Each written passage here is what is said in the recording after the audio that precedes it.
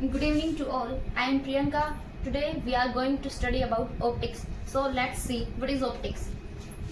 Optics is the branch of physics that deals with the behavior and properties of light, including its interactions with matter and construction of instruments that use or detect it.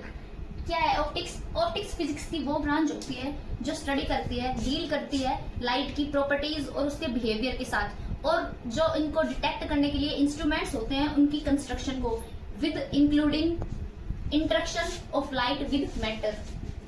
अब बात करें behaviour and properties of light, उनके बारे में study करती है। तो behaviour और प्रॉपर्टीज की बात करें तो लाइट की प्रॉपर्टीज क्या होगा? हमारे पास दो प्रॉपर्टीज होती है, दो टाइप का नेचर होता है लाइट का। बेसिकली वो टू टाइप्स क्या है? वेव नेचर और पार्टिकल नेचर। ऑप्टिक्स में हम स्टडी करते हैं वेव नेचर ऑफ लाइट। इसमें हम सबसे पहले क्या पढ़ेंगे? Reflection, refraction, diffraction, interference, dispersion और ऐसे ही कुछ प्रिंसिपल्स जैसे हाइजेंस प्रिंसिपल हो गया, स्कैटरिंग ऑफ लाइट, ये सब हम पढ़ेंगे इसमें। इसके बाद हम नेक्स्ट हमारे टॉपिक की बात करेंगे ऑप्टिक्स के अंदर सबसे पहला reflection of light. Reflection of light, the phenomena of change in path of light without any change in its medium. किसी भी लाइट का एक मीडियम से आना, किसी मिरर पे स्ट्राइक करना और उसी मीडियम में वापस से बेंड हो जाना, रिफ्लेक्ट कर जाना, वो होता है रिफ्लेक्शन ऑफ लाइट। कैसे? देखो, मान लो ये हमारे पास कोई भी प्लेन मिरर है, इसके ऊपर हमारी कोई भी इंसिडेंट रे आई और स्ट्राइक करी। इस प्लेन में ये आई है, इससे ऊपर वाला प्लेन हमने मान लिया एक प्लेन है और नीचे एक प्लेन है। इस वाले प्लेन में ये आई इंसिडेंट करी और इसी वाले प्लेन में ये रिफ्लेक्ट कर गई, तो इधर से ये आई और इधर ही वापस चली गई। ये सेम मीडियम में आना और सेम मीडियम में जाना, without any change in its medium. Light का, इंसिडेंट लाइट का रिफ्लेक्ट कर जाना होता है रिफ्लेक्शन ऑफ लाइट। अब बात करें मिरर की, जिससे रिफ्लेक्ट कर रही है। मिरर क्या होता है? मिरर होता है कोई भी स्मूथ और वेल पॉलिश्ड सरफेस जो रिफ्लेक्ट करेगी रेगुलरली मोस्ट ऑफ लाइट को जो उसके ऊपर फॉल कर रही है। मतलब एक स्मूथ और वेल पॉलिश्ड सरफेस होती है जो अपने ऊपर पड़ने वाली हर एक इंसिडेंट लाइट को रिफ्लेक्ट कर देती है, अपने अंदर से पास नहीं करती, वो होता है मिरर। अब हम बात करेंगे इसकी और इसके रिफ्लेक्शन के कुछ लॉज की।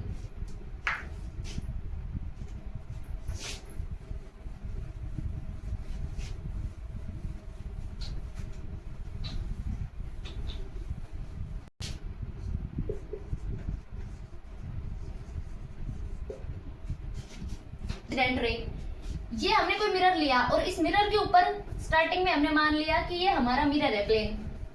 इसके ऊपर हम एक नॉर्मल ड्रॉ करेंगे। ये हमने एक नॉर्मल ड्रॉ कर दिया जिसको हमने बोल दिया एन, ये है हमारा नॉर्मल। अब इस मिरर के ऊपर कोई लाइट इंसिडेंट करेगी, मतलब कोई भी एक लाइट पास करेगी जो इसके ऊपर आके स्ट्राइक करती है, उसको हम बोलते हैं इंसिडेंट रे। इसने इसके ऊपर स्ट्राइक करा, हमने बोला इसको इंसिडेंट रे।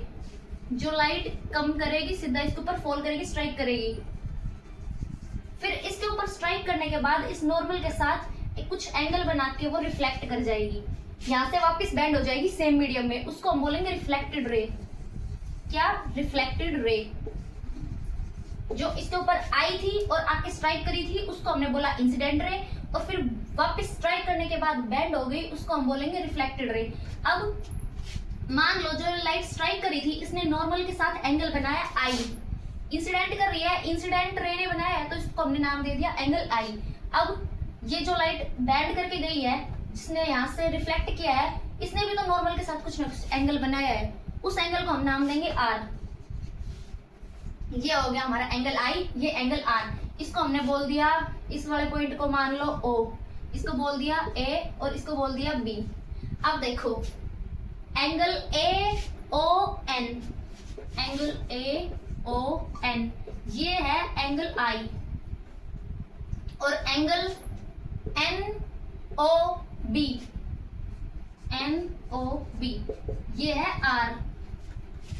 ये है incidence angle A O N और ये है angle R, N O B, reflected angle. ठीक है, ये हमारा इंसिडेंट एंगल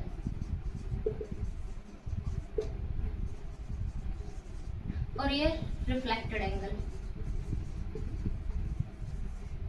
जो इंसिडेंट रे ने बनाया है नॉर्मल के साथ, और ये आर जो रिफ्लेक्टेड रे ने बनाया है नॉर्मल के साथ। अब ये बात तो क्लियर हो गई कि भाई कोई रे आई सेम मीडियम में मिरर के ऊपर स्ट्राइक किया और सेम मीडियम में वो रिफ्लेक्ट होके चली गई, वो तो हो गया हमारा रिफ्लेक्शन। अब रिफ्लेक्शन तो हमने पढ़ लिया और हमें एंगल ऑफ इंसिडेंस और एंगल ऑफ रिफ्लेक्शन का भी पता चल गया।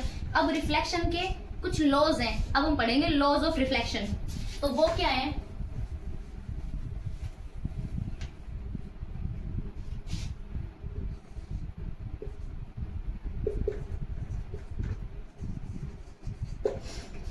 रिफ्लेक्शन के लॉज ऑफ रिफ्लेक्शन।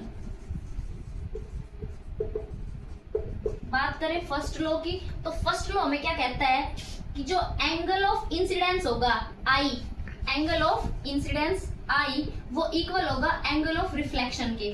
मतलब angle of incidence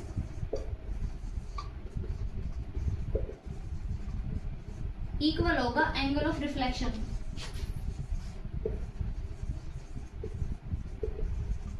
angle I equal होगा एंगल आर के। मतलब ए ओ एन इक्वल होगा एन ओ बी के। Angle A O N equal होगा एंगल एन ओ बी के। Angle of incidence equals to angle of reflection. ये था इसका फर्स्ट लॉ। अब बात करते हैं इसके सेकंड लॉ की। सेकंड लॉ क्या कहता है?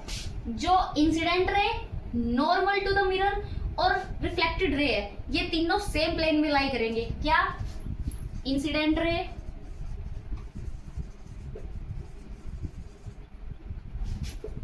Normal to the mirror and reflected ray all lie in same plane.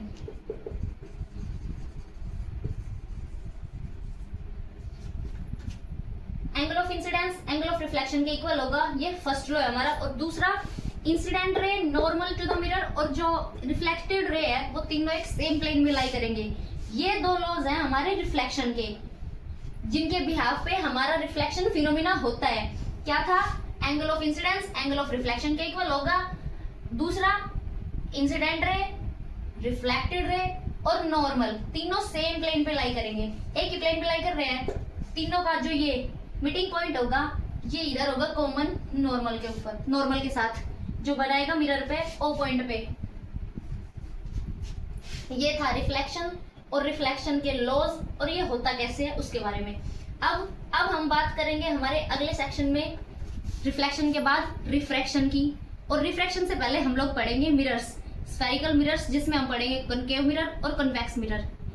ये सब हम स्टडी करेंगे हमारे नेक्स्ट लेक्चर में। आज के लेक्चर में इतना ही। अगर आपको कोई डाउट हो तो आप कमेंट में बता सकते हैं।